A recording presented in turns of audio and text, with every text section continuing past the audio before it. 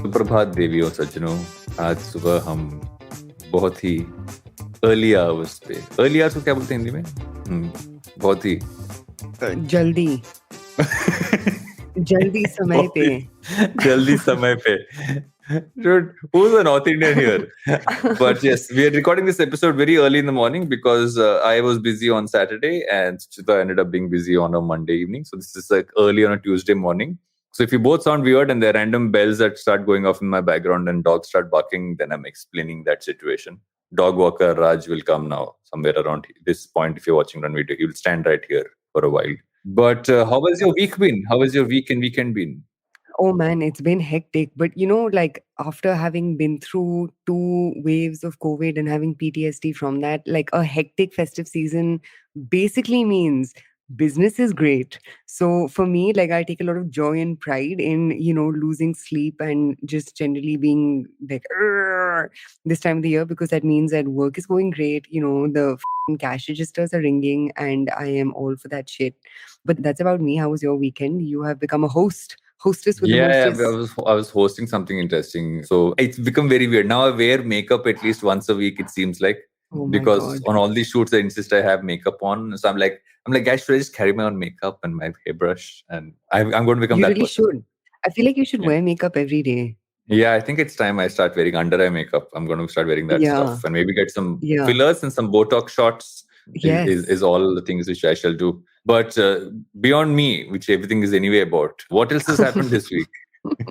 Full marks for self-awareness. What else has happened this week? Just a bunch of really interesting and some not so interesting, but like clickbaity things. So I think the first one, obviously, I don't know if you saw this, but there's a new app called Bantr Live, which is a photo-free dating game inspired from Ted Lasso that's been made So by the sweet. good folks at Bumble.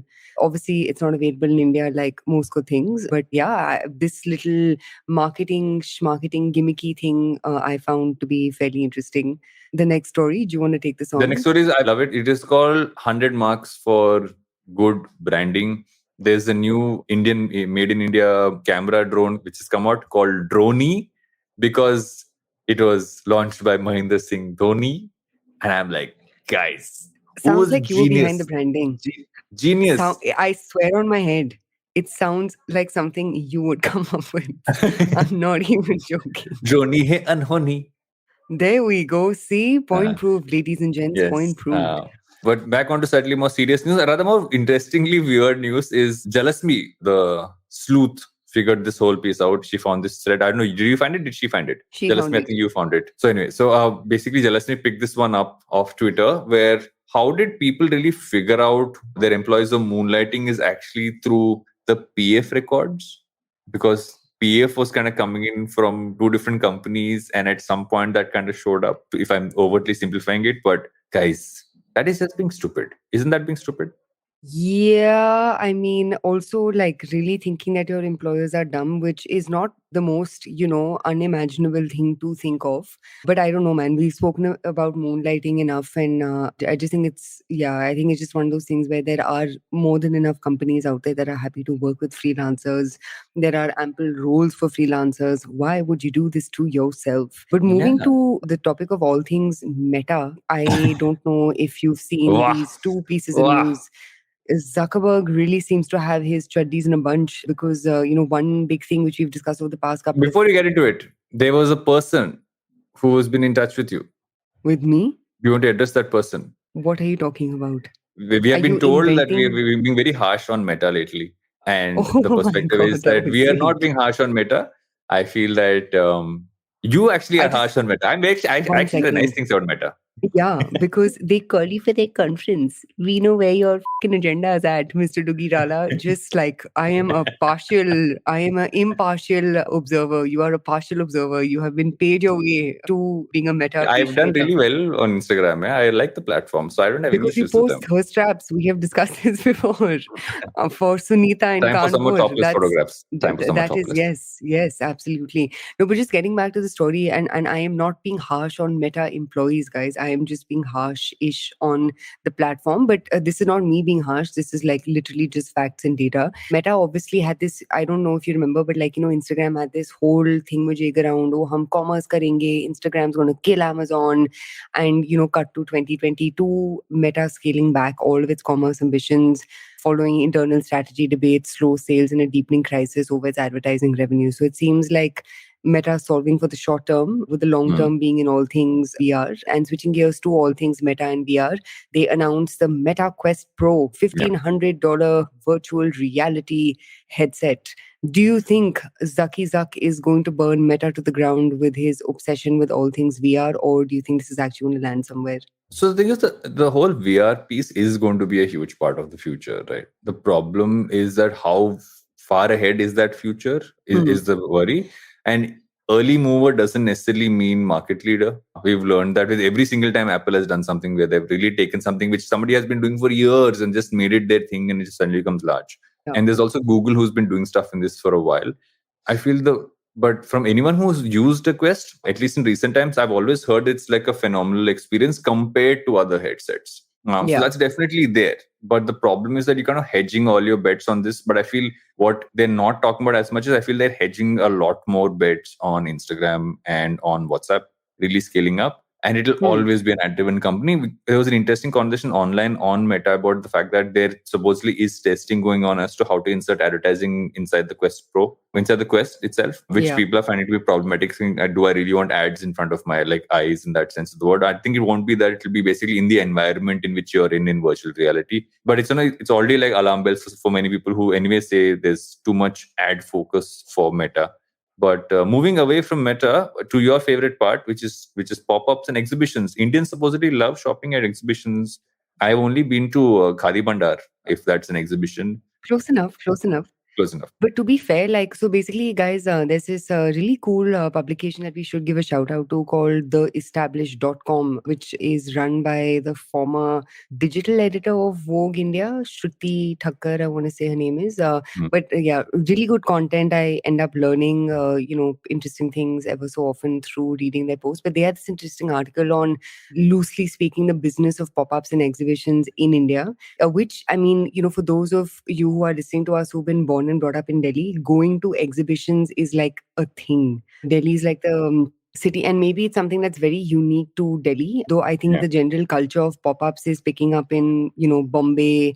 Calcutta sees a lot of them. Ahmedabad also has a bunch of them. Then your smaller cities like Ludhiana, Chandigarh have their own sort of, culture of exhibitions and pop-ups. But, as a Delhi wala, going to exhibitions is like a thing, especially during this time of the year. So it was interesting to, see an articulation of a very Indian phenomena of attending exhibitions and pop-ups. So without going too much into the story, because the story doesn't have much in it, it just sheds light on this peculiar Indian phenomena. I like that there was acknowledgement of ephemeral retail in the form of exhibitions as it exists in India. And switching gears to another ephemeral retail-led business which sort of went awry is Glossier. So the other story that I'm going to get into, unrelated to exhibitions specifically, is there's a journalist called Marissa Meltzer, who's a frequent New York Times contributor. She's apparently writing a book chronicling the evolution of Glossier from scrappy startup to billion-dollar brand. This book is slated to be like a bit of a I don't want to say tell all about what happened behind the scenes at Glossier, because nothing major has really gone down.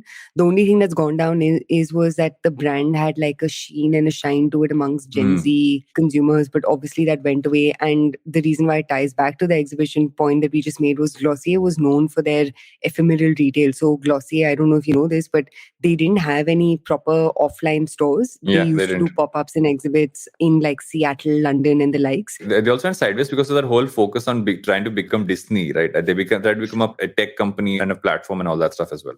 Yeah, I think, to be fair, like every company should take moonshots. And I think their moonshot was, can they build like an Instagram for beauty, which I don't think is a bad, I don't think fundamentally it's a bad idea. I just think it was the wrong founder on that problem statement. So like Emily Weiss is a brand product gal, right? She hired a bunch of people from Instagram, in fact, to work with her on building this platform out. And last year, I think they fired about 100 people who were working on that, product tech piece. But getting back to what made Glossier, I think they really, and I hope more people, sort of double down on this in American context or, in other parts of the world. But I think ephemeral retail has the potential to be huge. We've seen brands like Supreme crack it in the past. We've seen, more, especially in the space of collectibles like Jupiter, which is Pharrell Williams' new brand. They've done really interesting work around like ephemeral retail, right? There's another really cool company called Blank Street Coffee, which last year raised a significant amount of money, and now they've sort of gone into retail stores in that same like QSR-ish type format. But they used to actually have coffee carts where they would like, pop up in different, parts of like New York. And that's how they grew, cult and conversations around their brand. So I can go on and on about this, but I think Glossier's secret sauce was ephemeral retail and building communities around this concept of pop-ups, which is a very like, desi way of doing retail and doing business. Yeah. On the topic of retail also, the other news is that Fireside Ventures closed their third round. The largest round is 225 million. Woo-hoo. For people who don't know, like they're also the ones who are behind like the early funds of Boat and Mamaearth. Licious. What am I forgetting? Yes, Licious as well. Oh yeah, correct. Yeah. Lots of Name them any there. big D2C brand and man, Mr. Kaval has been there, done that. And they've been that fabulous track record in terms of just like being able to do this and really work on a very specific segment. So, I mean, it's interesting to see. My question always with funds is that just because one fund has gotten the right set in doesn't mean the next one will. But I feel that with them, they have such a good track record of just picking the right startups. I'm pretty sure whoever's put in money into this fund or whichever startups are part of it are going to be interesting to watch. So that's actually what I'm looking at. I'm looking at who to watch as part of that fund. Yeah, just one small thing over here. I think Kaval himself is just amazing. Like I haven't heard of like every single portfolio company of his has the nicest things to say about him. I've interacted with him a bunch of times. He was on my quote unquote other podcast that lasted all of like 16 episodes, but he was on Open House and he's just so articulate, specific, and very like under the radar. You don't see him saying, I am D2C king, even though he can totally make those claims given the kind of investments that he's made. But just like the nicest guys. So shout out to Kaval and congratulations, Fireside Ventures. You deserve this and more. And Netflix has launched their basic plan with ads. So welcome to television, everybody. We are back to TV. We basically have lots of channels. They just exist on our phones. They are called Netflix. They're in Disney Plus, Z5, if you have C5, and Woot.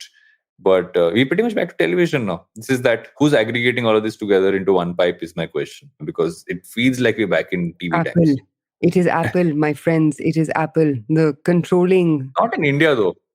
Sure, not in India, but I think, India should be Jio. Jio shall do this. India? Sure, Jio, but like what is India to most these guys? It's like a Dow farm, right? It's like a let's show more numbers, higher growth. That's really what it is. But before I sound more like Kunal Shah, I have a couple of final pieces of news that we guys can quickly cover. One is a Physics Wala has acquired Prep Online, continuing to show the consolidation in all things EdTech. A VMart buys Tiger Global back LimeRoad. Irrespective of like the quantum of the sale or lack thereof, I think it's great that like LimeRoad has seen some sort of a closure to their journey because obviously they were first to a lot of things, right? They were like the first to social commerce and this, that, and the other. But congratulations, I guess, to the folks at LimeRoad. One topic that I know we've run out of time in our very long intro to talk about, but I would love to pick this up in our next episode is we should do this in the next one, Yeah, and I feel like you will love them, given that, out of the two of us, you work out exponentially more than I do. But this Vuori clothing has taken the US by storm, dude. Like every single person is talking about Vuori shorts and this, that, and the other. So in fact, talking about the athletic space, especially now that you've got brands like On Running and many others coming about, we should do that in the next episode. And I think that covers shit that I came across. Finally, before we finish this long introduction, is the amazing story of how the Pune cops have caught this one lady who has been drugging and robbing her dates who she got off Bumble. And most of the people who she has drugged and robbed, refused to say that they were drugged and robbed because they don't want to be known as people who went on a date of an online app and then ended up getting conned or drugged and robbed. But I would say it's interesting. I'm waiting for the true crime version of this to come as a podcast. Who's making that podcast? Maybe we should make that podcast. True crime version of the Bumble lady. Yes, And you're so queen. silent. Dude, because I've been That's it. talking too much because the coffee hit Long me and then intro suddenly it is was like, yeah. long introduction is finally done. We're talking about a bunch of things today. What are we talking about? We're talking about Wingreens, who's made like 4 acquisitions in 2021. They seem to be making it really work. Talking about sexual wellness products in the market.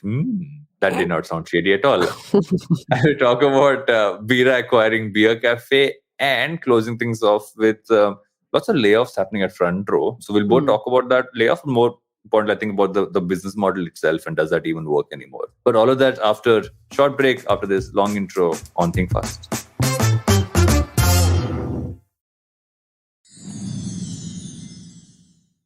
Welcome back to Think Fast, where we are not starting with sexual wellness as people would expect. No, we're starting with Wingreens. What is it about Wingreens? Who all did I acquire? 1 second. This sounds like Mekano start of this, Quite a few segment. people, man. They acquired Raw Raw Pressery, they Pressery, acquired Sorcery, Monsoon Harvest, and I think a bunch of others which you can Postcard. find out. Postcard Postcard. snacks, correct. Yeah, but they really seem to be taking the general concept of house of brands and testing it out, to its fullest. So what are your 2 cents, man? Why don't you kick us off with the Wingreen story? So, great article by the Cap Table on this. Again, if you're not a Cap Table subscriber, you should definitely subscribe. Fabulous work which they're going to put out there. What I liked about just like how it's drilled down is the fact that they've taken all these brands who I feel at some level were trying to do, like, you're doing cold pressed juices or you're doing international ingredients and stuff. I think they did a lot of the basics, make sure ingredients were local. They made, I would say, the product range a little less, I wouldn't even call it eclectic. I think less international and more desi. And that seems to have led to a growth in just general consumption, sales, and even like profitability as well. If I have to like drill everything down and say this is what has really worked, I feel that's what's been the core of what Wingreens is doing. And they're finding ways to kind of make sure it's not working as separate brands, but there has to be some alignment there. What did you kind of see through this article? So I think, beyond this article, because I've obviously interacted with the Wingreens folks a bunch of times in the past, I think one is they're very clear on the importance of retail in their business, right? And not to make things about the Good Glam Group again, but, if you look at any business that has actually crushed it in India, retail is, core to them and contributes to at least 50% of their overall turnover. Wingreens is most definitely one of them, followed by obviously, Sugar and Mama Earth. And the reason why I brought up the Good Glam Group is because they don't seem to have taken retail as seriously as, the rest of these guys who've obviously proven merit in their model. But I think Wingreens is, I don't want to say genius because let's see what way this goes. But I think Wingreens' major compounder has been that they've been omni-channel from day one.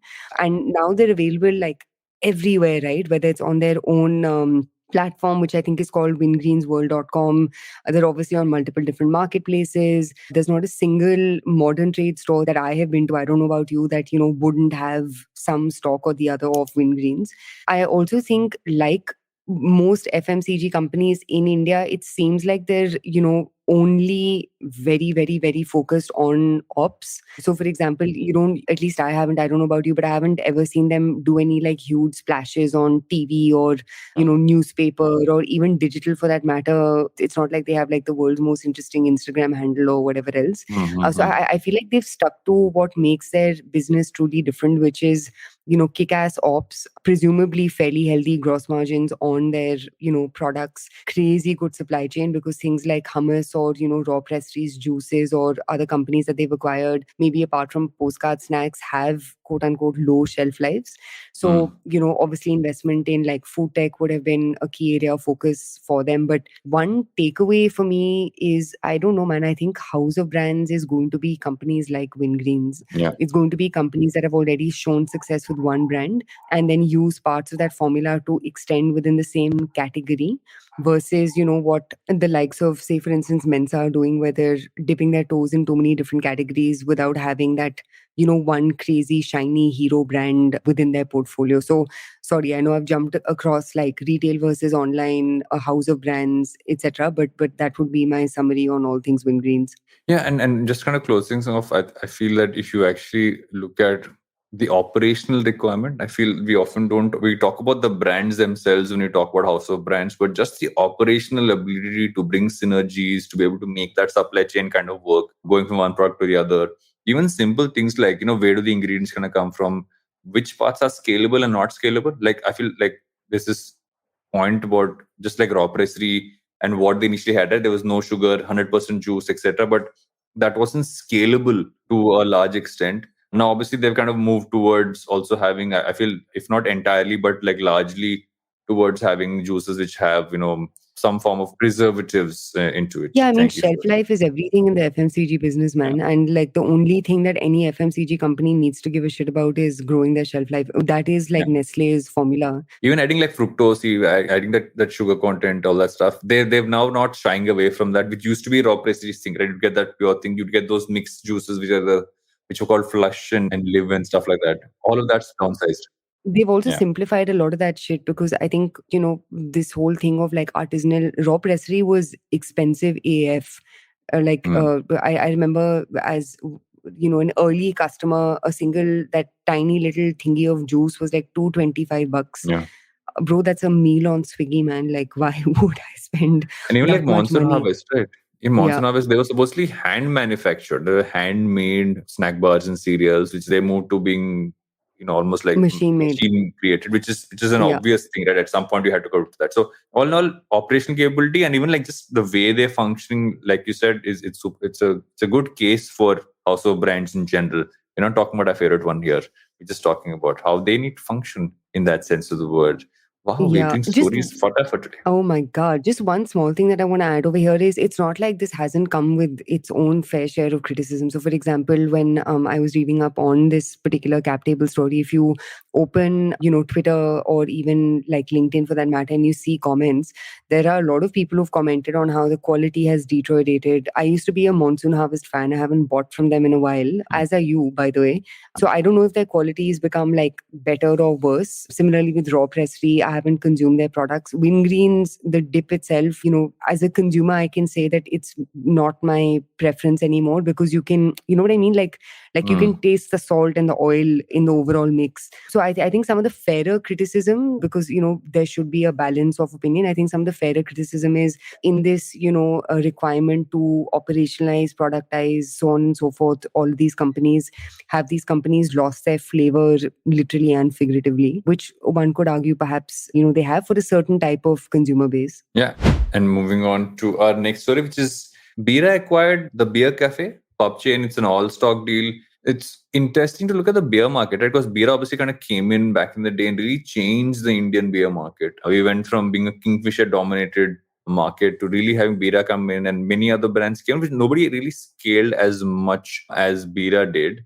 But we've kind of seen that, I wouldn't say go down, but I feel that the whole international expansion piece kind of took them away from focus, if that's the right word to use. But this is an interesting one to kind of almost have their own chain of beer cafes and beer owning. It could be an interesting way for them to kind of scale out, and especially in-person drinking, as that's kind of come back in a huge way.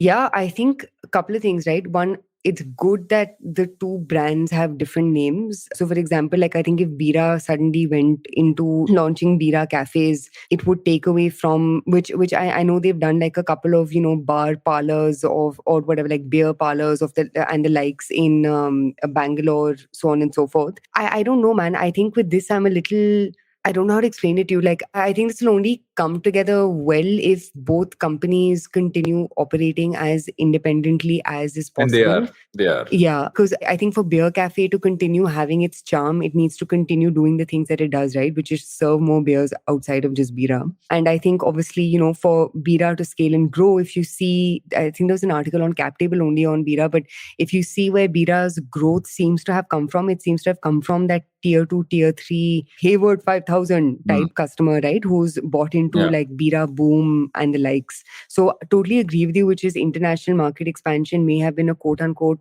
one could argue distraction, or one could even say that maybe they could have made it work had COVID Mm. not happened, and, like 30 things sort of being thrown around because of 2 lockdowns and multiple issues around supply chain, this, that, and the other. But going back to the original point that I was making, which is I think for Bira to continue driving forth its trajectory, that Mm. tier 2, tier 3, brown spirits consumer of India is going to be very, very critical to crack. I don't know if Beer Cafe helps with that, but I do think Beer Cafe could potentially ensure that they continue being relevant to that tier 1 consumer, because I think that's where Beer Cafe is for the most part, right?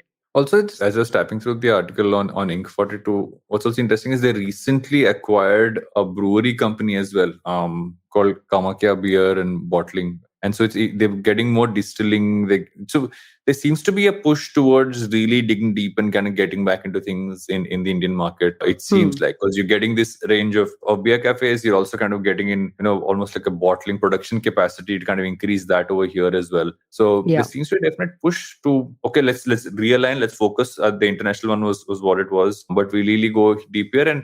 And if you're seeing just general beer culture, I feel at some level it's also becoming that, not just in main cities, but in other cities as well, is that people are going out and having that beer post work, post all of that stuff. So I feel this is a good time for someone like a Bira to kind of come in and take over that space. And that's maybe what they're doing here. Yeah, but I think safe to say that rest in peace craft beer market, because that lasted all of 1.5 years. It seems like the rest of them have like dissipated into dust. Do you remember like that there literally used to be like a new beer brand coming up every single day? And also because I feel at some level it's interesting, and it's a small side note, is one of the highest selling beers in India in the last couple of years has been Corona, right? Oh, wow. And one of the reasons for that is they moved their bottling and manufacturing to India. So the price became equal to what you'd get like a normal pint of beer for. Also, I guess But for it has people, it's that interesting that international during appeal. COVID, you're drinking Corona beer. I think that became a joke Yeah. for some people. So they would end up having that as well. But it becomes so easily accessible. You have a lot more brands like that, like Brewdogs now come and starting their own range of spaces here in India. So I feel that also kind of took it away. So if I could have a brew dog versus having an Indian brewer, which one will I kind of go after? It's not like those are going down, but I feel those are now very niche. Like, okay, you obviously have your Dulalis of the world going around, and I think those are going to stay, but it's not as scalable as what a Bira could do with Beer Cafe. Yeah. I think the only one who stands a shot at winning this is them, no one else. One quick question for you on this. Both their acquisition of Kamakya Beer Bottling Services Private Limited and Beer Cafe have been stock swaps. What is your take on share swaps or like stock swaps when it comes to these M&A type deals? Would you take a stock swap deal? I wouldn't. I'm You just do a saying. stock swap only if you're not doing it. You're doing it to say, okay, I'm going to run it how I'm running it. I just want to be part of something larger, and I'm in this in the long term. And what I'm doing, that shares might actually get a lot more value tomorrow than the cash I would get today. So that's the gauge which I would believe everyone should do. I mean, I come from the ad space where all the deals are always cash, but there is, let's say, an S4, which is Martin Sorrell's company, which do a bit of share and cash together with the holding company. So people take on the share if they feel like, okay, I can be a part of this rocket ship and this is going to make me a lot more money. Yeah. But you got to say I'm in this for the next 5-10 years. Only then you should do a share swap. Yep. And it's time for another break. It's time for a break. And we're going to, right after the break, I've just been, we are not talking about random shit. We're talking about the sexual wellness market, people. Don't have like shady ideas. We'll come back and we'll talk about it. It's only going to be about business, okay?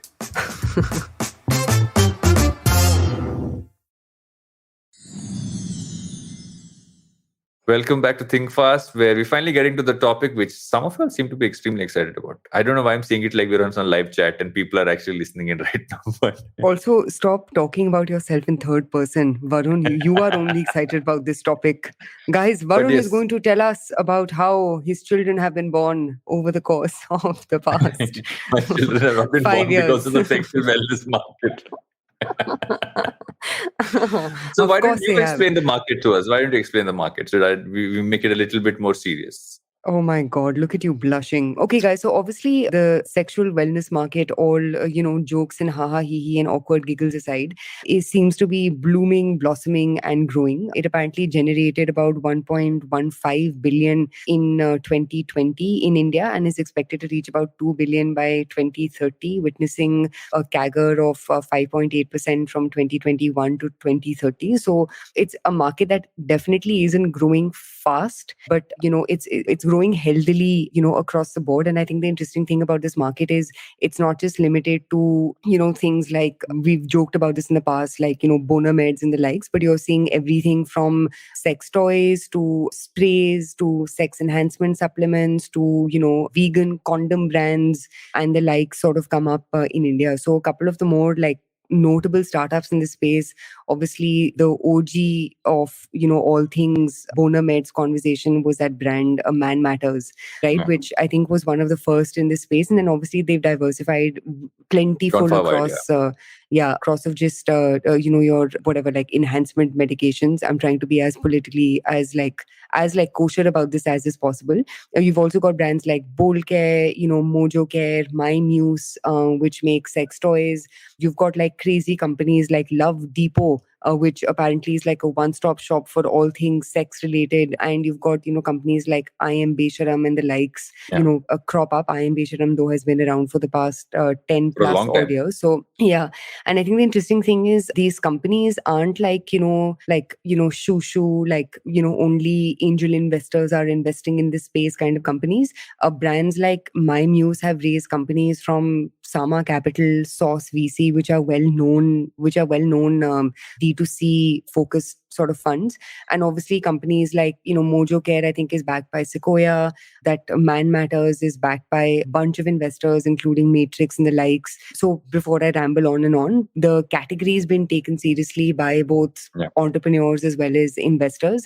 And the interesting thing is there are all types of companies coming out within sexual wellness, not just sexual enhancement products. So I remember, like, just from like a bit of a flashback for me, right? Back in 2011, 2012, we did kind of work with I Am Besharam as their agency for a period of time. Very early in the market, there was literally no market at that point of time. And I remember even at that point of time, Raj, who's the founder, him talking about the fact that it has to kind of come in because at some level, this is such a huge gap. But I feel like what happened at that time versus now is that there was, like, we all make jokes about it because of the market, but it's such an important market to really kind of scale up and grow, right? It kind of destigmatizes, normalizes sexual connotations, products in that sense of the word. And it's interesting that what really led to it growing, just from a broad lens, was on one end, I feel there are a lot of creators talking about sexual wellness. So you had a bunch of creators kind of destigmatizing. Lisa Mangala's actually, she has launched her book called The Sex Book. And you have a lot of that happening. So conversations around this have started to really kind of scale up and become normalized.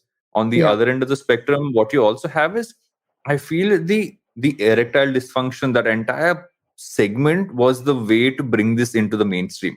Because, for someone to go and get, let's say, a sex toy was still like it's not a must have. But if a boner med or like a erectile dysfunction medicine was definitely something that person needed. So it's interesting that I feel like that was the trigger. These two dual things, just looking at a broad lens, is kind of what led to it. But if you look at it today, even how they're all advertising is no longer, it's moved away from titillating. I think there was a period of time when the advertising tried to be that whole titillating because it's about sex, let's keep it that face space. Today it's so progressive and yet seems very like fun. And I feel the fun and progressiveness is kind of showing across. Like, I was just looking at Love Depot's Instagram account, which Jalasmi shared with us a little earlier. And it kind of shows when you look at that. But it's a long way to go for this market.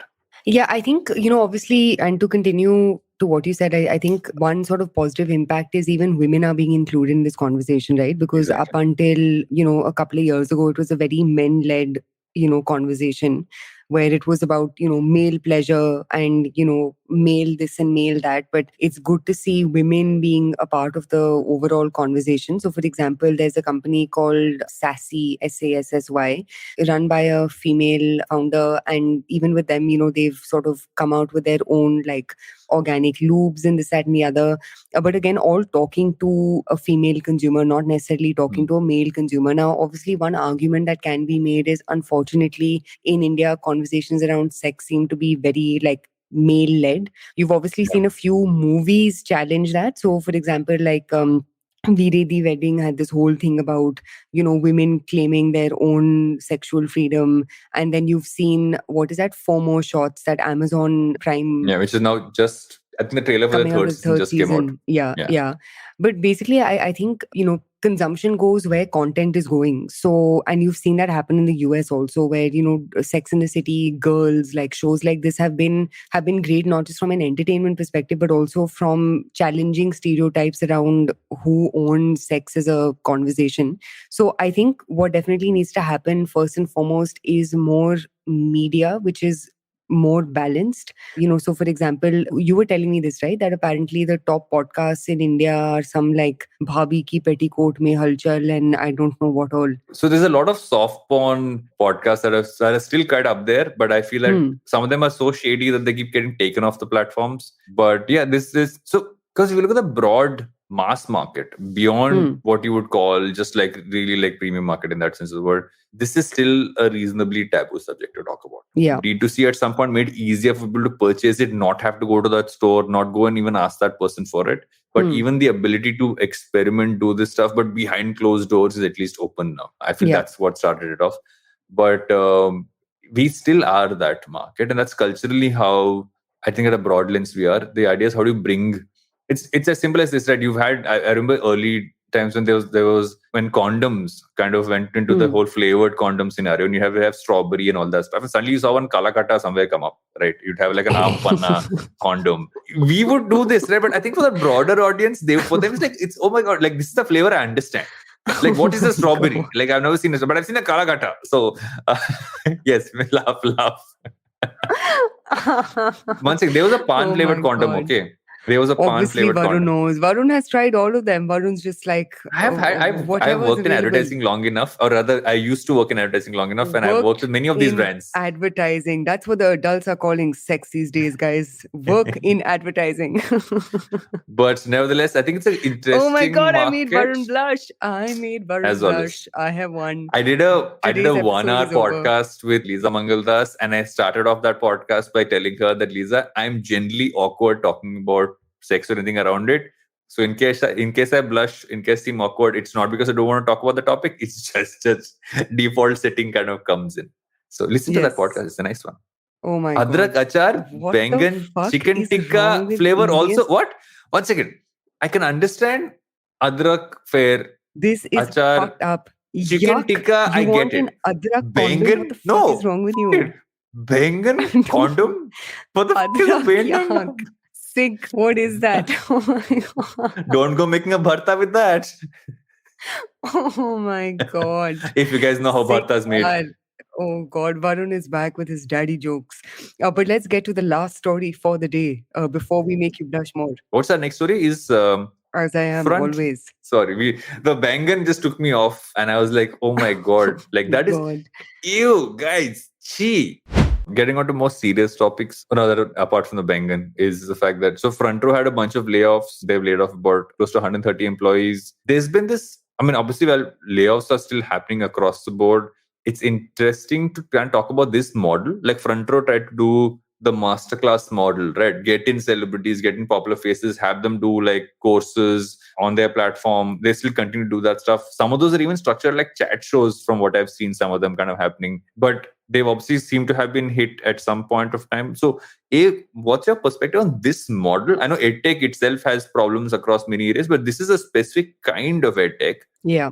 Do you think it works? So, I don't think the answer to that is like a binary yes or no. And, we've had the founder of Front Row on ThinkFast. I think we guys are talking about community. Remember? We did that community-based segment where he spoke about how he's seen the space, build up while building Front Row. So, and layoffs are not just front row related literally every Tom, Dick and Harry Everywhere in is happening. every is Agree. sector agnostic, right? So I think for a 100%. second, if I just had to take front row out of the conversation, because I think that's only fair to them, and maybe focus more on, these like soft skill based courses. I Yeah. don't mean to be a Debbie Downer, but I just do not think they work in India, because in India, education just means something very different to consumers, right? Like education is a way to get out of poverty. Education is a way to lead a better life. And this I'm talking about not just your top, 10, 15 million consumers. Education, even for like a elite,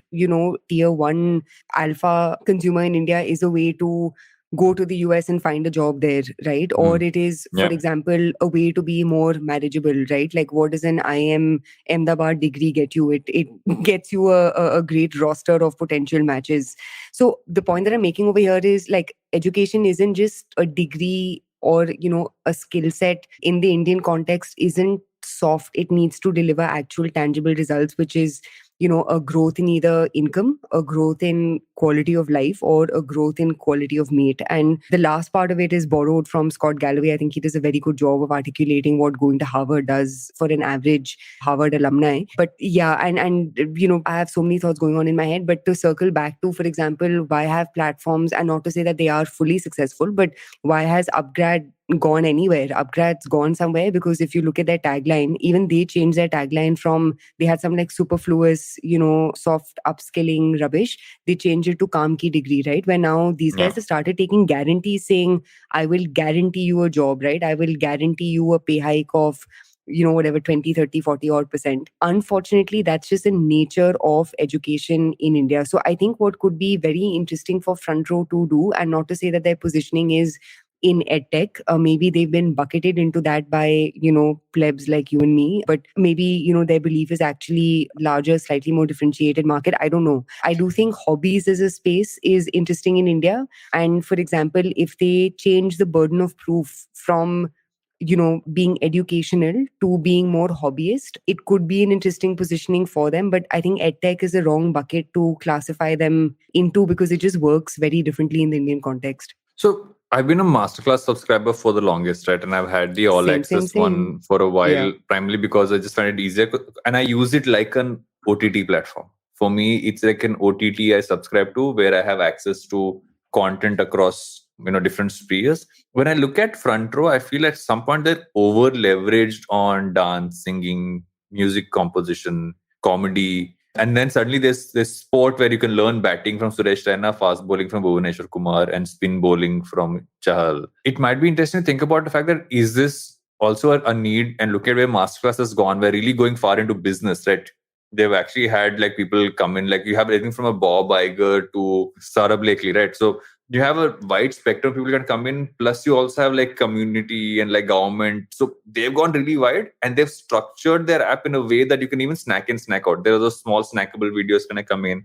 You're right. Maybe clubbing them into the EdTech piece might not be doing justice to them. Maybe kind of spreading them out into a more media business where some things you kind of get in for as free content, and it's some pieces you kind of go deeper into. That could be the way to kind of put it. I feel like they're an evolution of Book My Show. That's how I would describe them, right? That's actually an interesting one. Yeah, I would say that Front Row could be a really interesting top 5-6 million consumers in India. What is their version of entertainment? Because, for example, for a lot of these consumers, listening to Think Fast is entertainment, right? Listening to Think Fast is a way for you to, spend your time. So, I mean, Ishan understands his business better than you and I do. So, he knows what he's up to. And I'm sure, they'll bounce back from this stronger. But I think if I were them, like an interesting way to problem solve would be, can we be, a Book My Show for someone who's looking for more intellectual ways to be entertained, which I think is a decent cohort of Indian and global consumers. And also they don't have to continue just being an Indian product, right? Exactly. Like they don't have to continue talking to an Indian customer.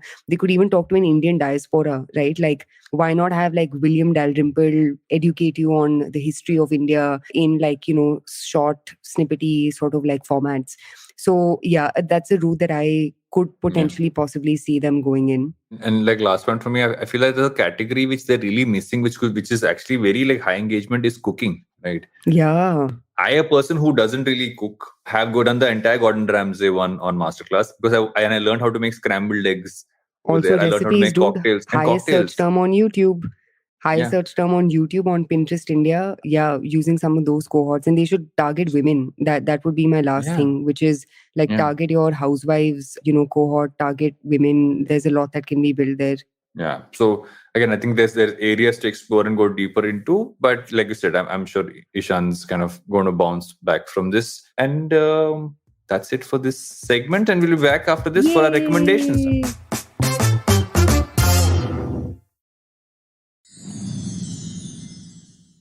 Welcome back to Think Fast, where we're doing recommendations now. What's your recommendation for this week?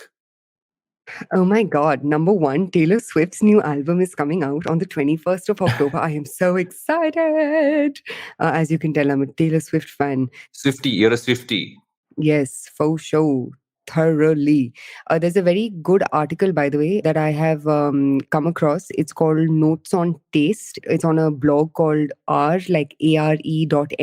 I'll put in the link. You guys can check it out on show notes. But this particular blog post is amazing. It's a very good articulation of how do you define good taste. So check this out, ladies and gents. I have a very interesting. I was actually on the lookout to read fiction after a long time. I found a show trailer which I really liked and realized it was a book. It's this show called One of Us is Lying. It's one of those those high school kind of ones where 5 people go into detention, only 4 of them come out alive. That kind of a piece there.